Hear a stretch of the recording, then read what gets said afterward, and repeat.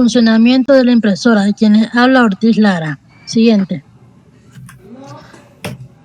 La impresora nos dice que esto es un periférico de salida de datos que se utiliza para extraer la información de manera impresa, donde la impresora recibe la orden desde la computadora de qué es lo que se va a imprimir.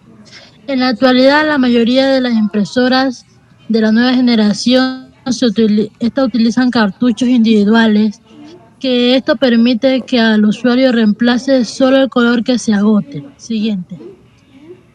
Vamos a hablar sobre los tipos de impresoras. La impresora matriz de punto o también conocida como matricial. Nos dice que esto es un tipo de impresora con cabeza de impresión que se desplaza de izquierda a derecha sobre la página, Mami, mira la como de. también, como esta también tiene un tipo de Mami. conocimiento como lo que eran las máquinas de escribir Mami. antiguamente. No vas a Y comerlo. estas utilizaban lo que era como, utilizaban la tinta esta era una cinta que ya estaba impregnadas. El funcionamiento de esta era con un tornillo anexo y un martillo que golpeaba el rodillo, y esto hacía que la tinta se Váyamela, impregnara mamá, váyamela. en la Dale, hoja dale, letra por dale, letra. A esto hacer un mecanismo muy lento, esto hacía que la velocidad de esta pudiera ser de 5 hojas, máximo tenía que esperarse entre media hora a una hora. Siguiente. Ahora la impresora de inyección de tinta. Nos dice que la impresora de inyección de tinta son comunes y populares en el mercado, y esta funciona mediante la exposición de pequeñas gotas de tinta sobre el papel de imágenes y texto. La tinta de esta era líquida, y esta hacía que la velocidad de esta pudiera ser entre 15 hojas por minuto. Esto nos dice que existen dos tipos de métodos para inyección de tinta, lo que sería el método térmico y el método fisioeléctrico. Nos dice que el método térmico, esto es cuando es una expulsión eléctrica que produce un aumento de temperatura aproximadamente unos 480 de grado, y esto hacía que hierva un poco, una pequeña cantidad de tinta dentro de una cámara de fuerza, y esto hacía que saliera por los inyectores. Lo que eran los métodos piezoeléctricos, esto dice que hace que reciba una impulsión eléctrica, cambiando de forma brusca la presión en el interior, provocando las inyecciones de las tintas. Siguiente. Las impresoras de láser, no dice que estas utilizaban un tóner, que esto era la tinta, que esto era un tipo polvo y un láser para imprimir sobre el papel. Son conocidas por su velocidad de impresión y su capacidad de producir documentos de alta calidad, lo que era en blanco y en negro, y, y son utilizadas mucho más en lo que son oficinas, etcétera. Las impresoras fotográficas, esto como le dice su nombre, estas solo sirven para hacer lo que son impresiones de fotos con una calidad esencial. Siguiente. Las impresoras multifunción, también conocidas como impresoras de todo en uno. Esto dice que son impresoras que nos sirven para escanear, copiar, sacar imágenes, etcétera, y son ideales para el hogar, oficinas que requieren una solución completa. Las impresoras monocromo, dice que son impresoras láser, que son aquellas que están diseñadas para imprimir solo y exclusivamente en blanco y en negro. Siguiente. Las impresoras láser multifunción, también conocidas como impresoras láser todo en uno. Esta dice que ofrece una conveniencia y una capacidad con menos espacio y brinda múltiples funciones en un equipo, que esto hace que la impresión sea de manera rápida y eficaz. Las impresoras 3D nos dice que estas son una innovación que en el mundo de la impresión, esta dice que son capaces de crear objetos en 3D a partir de diseños digitales, que estas utilizan materiales como plástico, metales, cerámicas o resina y funcionan mediante capas sucesivas de materiales hasta que se cree el objeto. Siguiente. Y por último tenemos lo que son las etiquetas, las impresoras de etiquetas, que estas son utilizadas para imprimir etiquetas o adhesivos para lo que son los usos de comercio y logística.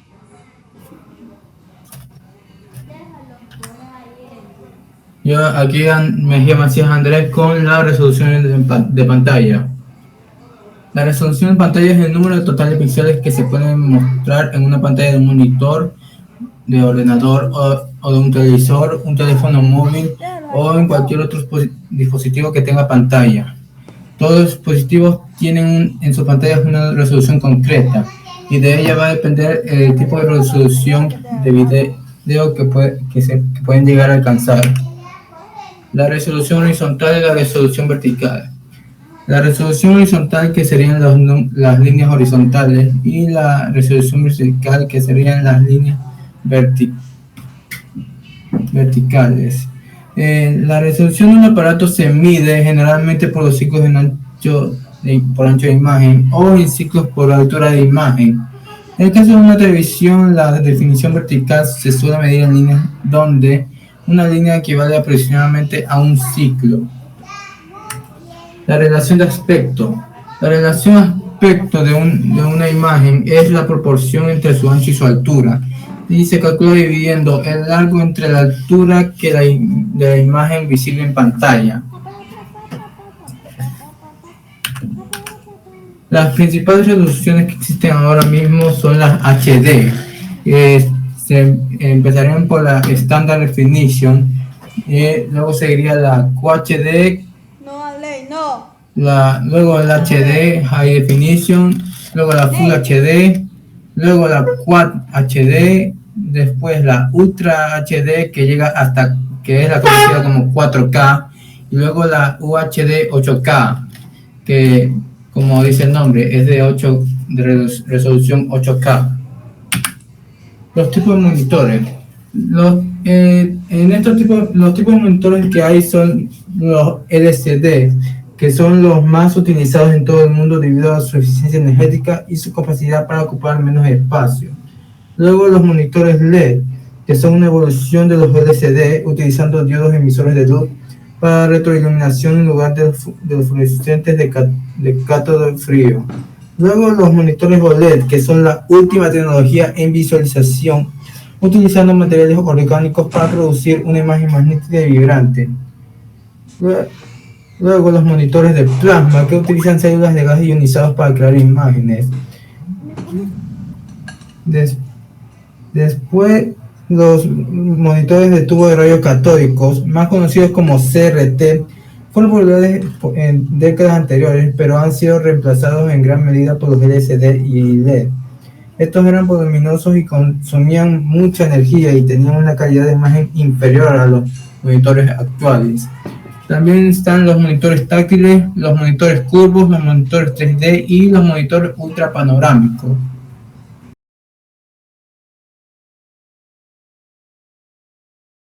Buenas tardes, quienes habla Stephanie Mera Caicedo. Voy a dar lo que es las funciones del teclado y el mouse. En este caso, la función principal de lo que es el teclado es que estos ponen lo que es la información, la cual una persona escribe en lo que es una máquina dentro de un programa en la computadora. Y la mayoría de los teclados tienen entre lo que son 80 y 110 teclas. El funcionamiento de un ratón depende de lo que es la tecnología utilizada para lo que es capturar los movimientos al ser desplazado sobre lo que es una superficie plana o alfombrillada, especial para lo que son mouse o también llamados ratón. Y estos transmiten lo que es una información para mover lo que es también las flechas o punteros sobre el monitor de la computadora. Siguiente.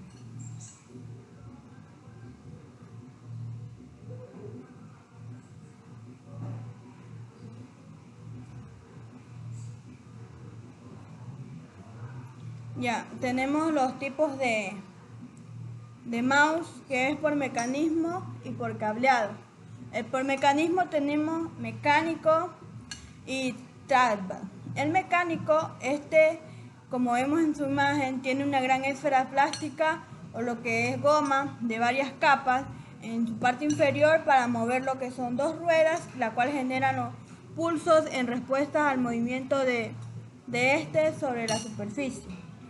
El trackpad, es mediante un puntero y no es por medio de un dispositivo, sino por lo que se adapte para presentar, como vemos en la imagen, una bola de tal forma que cuando se coloca la mano encima se puede mover mediante el dedo pulgar sin necesidad de desplazar nada más ni toda la mano como lo hacemos en el mecánico. Siguiente.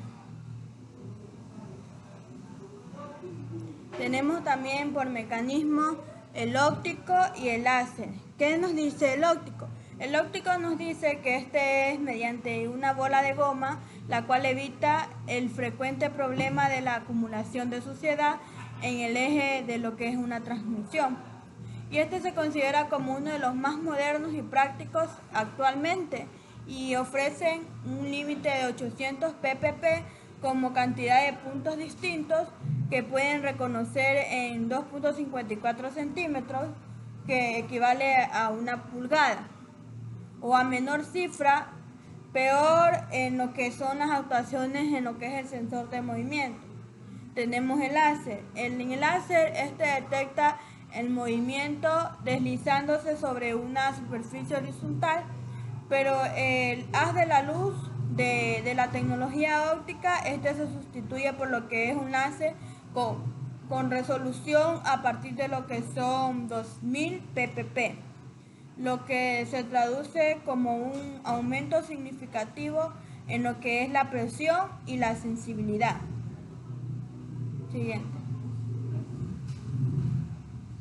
Por mecanismo tenemos el último, que es el multitáctil, que está diseñado para lo que son como una carcasa de superficie de una pieza, y su superficie es lisa, sin botones, ya que trata de lo que es como se dice, una zona multitáctil, en el que todo el mouse o el ratón hace de lo que es el botón y los podemos usar.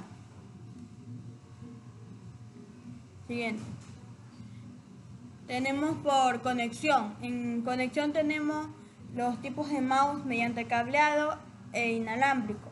¿Qué nos dice lo que es el cableado? El cableado nos dice que es el más popular y el más económico. Existe en lo que son multitudes de características añadidas, la cual pueden elevar sus precios, como por ejemplo si se hacen uso de su tecnología en lo que es láser, como sensores de movimiento. Y en lo que es el inalámbrico, requiere de un receptor, como vemos en la imagen, como un tipo pendrive, que recibe lo que es la señal inalámbrica, la cual se produce mediante los baterías o lo que es un ratón. Siguiente. Tenemos los tipos de teclado. Siguiente. Tenemos los tipos de teclado. En los tipos de teclado tenemos el ergonómico, el multimedia, el braille, el inalámbrico y el flexible. El multimedia, tiene una particularidad, la cual hace que las teclas sean más habituales y se encuentren en cualquier teclado convencional. En lo que se controlan lo que es el volumen de acceso directo, como lo que es una calculadora, el lector de CD-ROM, entre otros. Tenemos el teclado ergonómico. En está diseñado para lo que son las teclas intensivamente.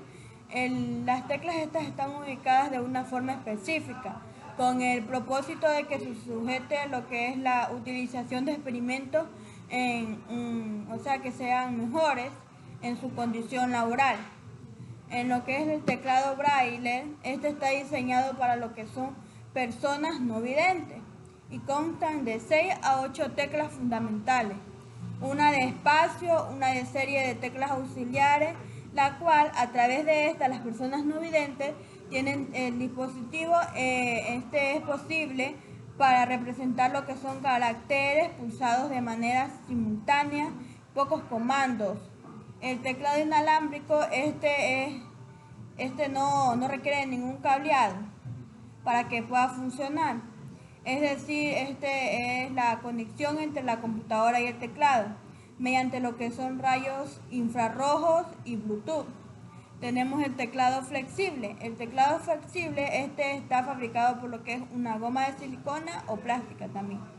Es de poco peso y es delgado y resistente a lo que son el agua, no se daña, y además debido a sus condiciones de flexibilidad pueden amoldarse a espacios irregulares.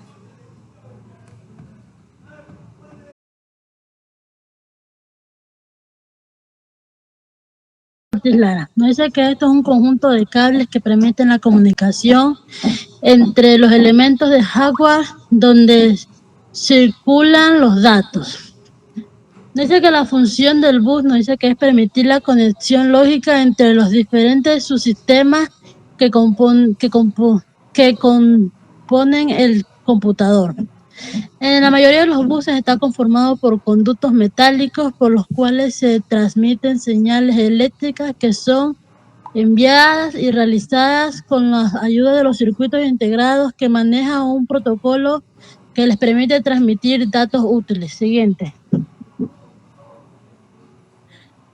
Tipos de buses. Nos dice que los buses cuentan con dos tipos, que sería el bus paralelo y el bus serial. Lo que dice el bus paralelo nos dice que esto es un bus del cual los datos son enviados por bytes en el mismo tiempo con la ayuda de varias líneas que tienen función fija. La cantidad de datos enviadas es bastante grande, con una frecuencia moderada y al igual de ancho de los datos por la frecuencia de funcionamiento. Siguiente.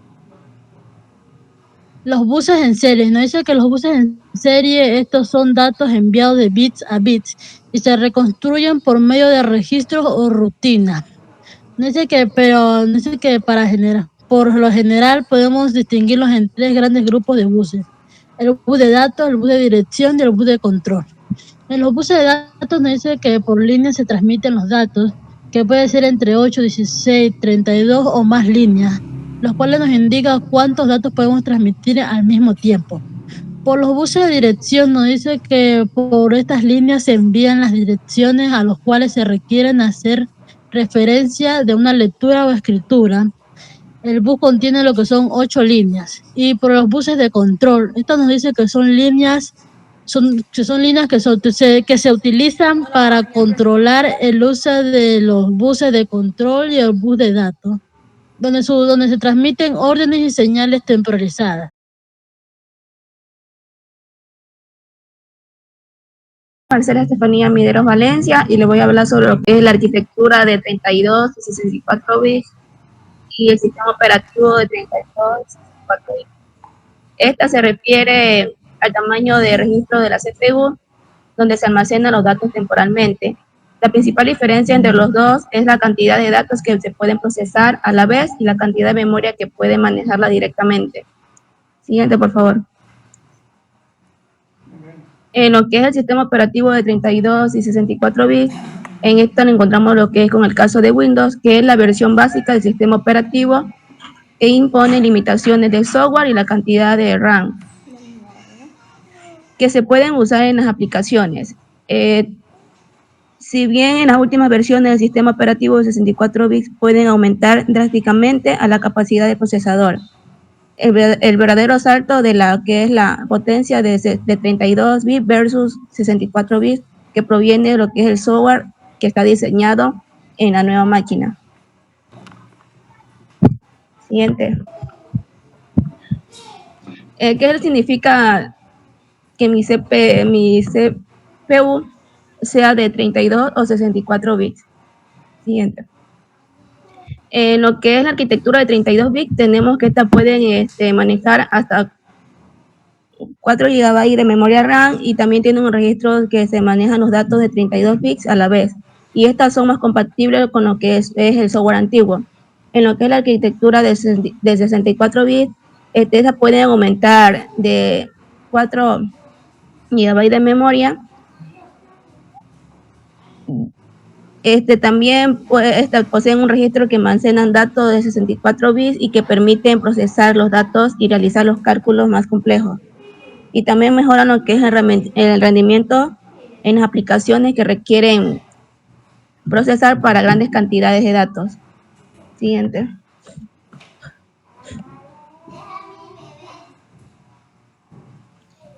¿Cómo podemos medir la temperatura de una CPU de un ordenador, de tu ordenador? Entre los muchos componentes que podrían considerar como funcionamiento de una PC, podemos destacar la memoria RAM, la CPU o la GPU, que van en conjunto con otras unidades de disco duro, como por ejemplo tenemos lo que son la temperatura de unas GPU, que nos muestra en lo que está en la siguiente ilustración.